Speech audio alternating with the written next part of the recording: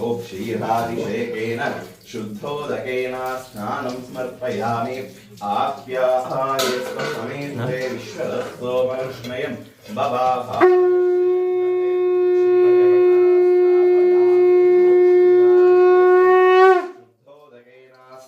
समर्पयामि नमः शिवाय शान्ताय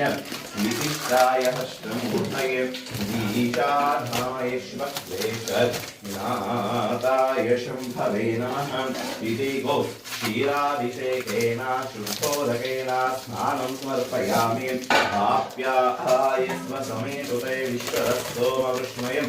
बबाभाजस्य शङ्खते क्षीरेण स्नापयामि गोक्षीराभिषेकेन शुद्धोदकेन स्नानं समर्पयामि आप्याहाय स्वसमेतुते विश्वस्तोमरुष्मयं बबाभाजस्य शङ्खते क्षीरेण